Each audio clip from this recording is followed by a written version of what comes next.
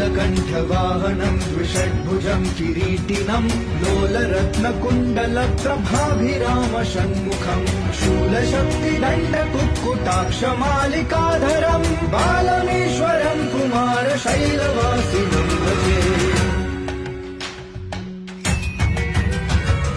वल्लिदेवयानिका समुल्लसन्तमीश्वरम् मल्लिकादिदिव्यपुष्पमालिका विराजितम् झल्लरीनिनादशङ्खवादनप्रियं सदा पल्लवारुणं कुमारशैलवासिनं भजे।